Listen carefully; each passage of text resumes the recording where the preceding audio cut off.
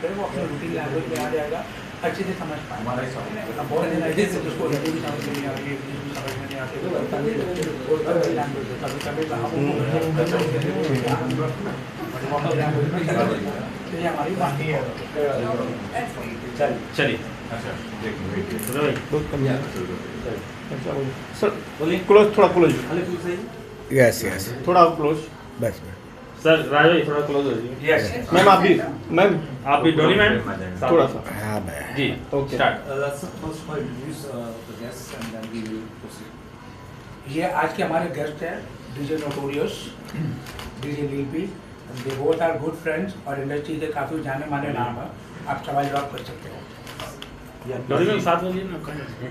जी sir, क्या कुछ बोलना चाहेंगे? मुझे लगता है कि डीजे के ऊपर ये फर्स्ट बुक बनी है, आप कुछ इसके बारे में बोलना चाहेंगे? सो सबसे पहले तो वी हैव टू कॉन्ग्रेचुलेट राज कि ऑलमोस्ट 20 इयर्स कंप्लीट हो रहे हैं। Yes. अभी एक महीने में I think 1 December 20 years DJ school Mumbai में चलाना, I think that's a record by itself. मुझे लगता नहीं है कि कोई भी स्कूल है जो 20 इयर्स से 20 साल हाँ कंटिन्यूसली चल रही है successfully, and you should congratulate Raj on that. And दूसरा कि ये फर्स्ट ऑफ इट्स काइंड है। मुझे जब राज का कॉल आया मैंने सोचा हाँ यार ये कभी बुक तो नहीं देखी डीजेइंग पे, सारी हर चीज़ों पे बुक्स है, कार्स पे है, टेक्नोलॉजी पे है, डीजेइंग पे तो कोई बुक है नहीं।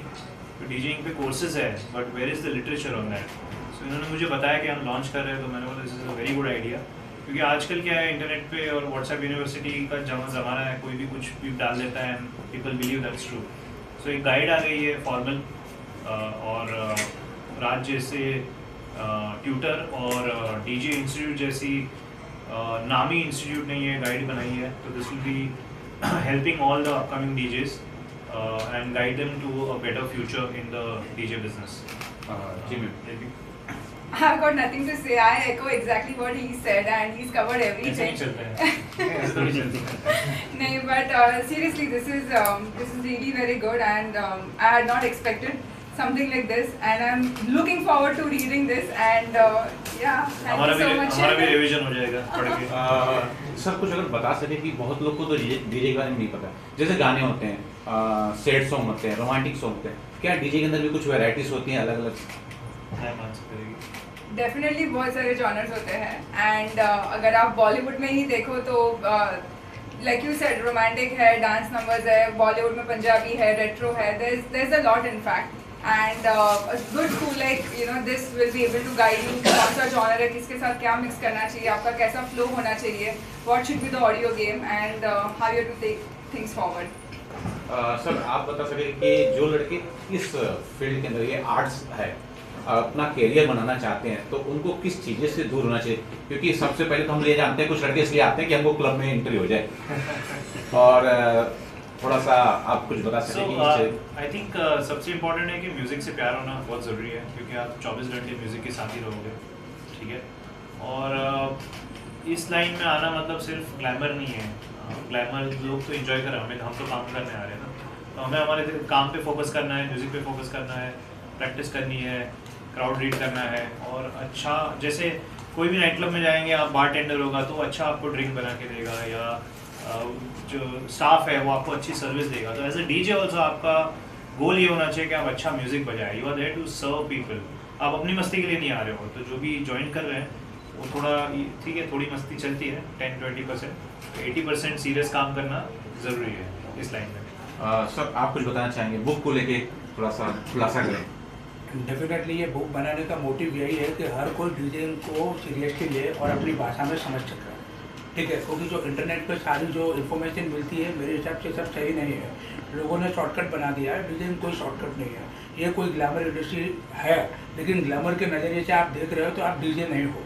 मतलब डीजेइंग एक प्योरली आर्ट है, आपको आपका हार्डवर्क और डेडिकेशन देना है अगर आपको रिजल्ट चाहिए तो।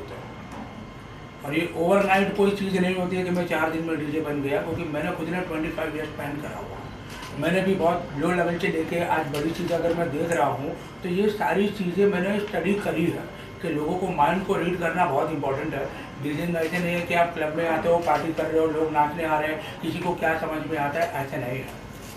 तो सर कुछ अगर बताना चाहेंगे कि पहले तो शायद डीजे को लेकर इतना किसी का फ्यूचर तो था नहीं, लेकिन अब फ्यूचर लोग मानते हैं कि ये फ्यूचर है, लेकिन समय हरदम बदल रहा है।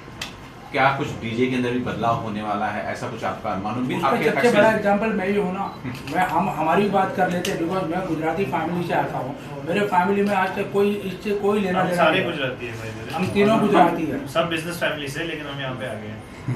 और हमने प्रूव करके दिया ना, हम उनके लिए मोटिवेशन। हमारे पास बहुत से पेरेंट्स आते हैं, वो बोलते हैं कि सर इसमें करियर क्या है, तो हम ही आज हमने सब कुछ बनाया, हम भी काफ़ी अच्छी वही लाइफस्टाइल जी रहे हैं। तो सबसे मेन चीज़ क्या होता है ना कि आप एक काम कर रहे हो तो आपके माइंड में वो चीज़ होनी चाहिए कि आप काम कर रहे हो, ठीक है। तो आपको काम को प्रायोरिटी देना है, सबसे मेन बात हुआ। जैसे मैं अगर कहूँ तो मैं कच्ची फैमिली से हूँ एंड मेरे मतलब कच्ची बैकग्राउंड में से कोई सोच भी नहीं सकता है कि कोई लड़की जाके डीजे बनेगी और इतना सक्सेसफुली इसको सस्टेन करेगी इतने साल। मुझे 19 साल हो गए ऑलरेडी इन दिस इंडस्ट्री।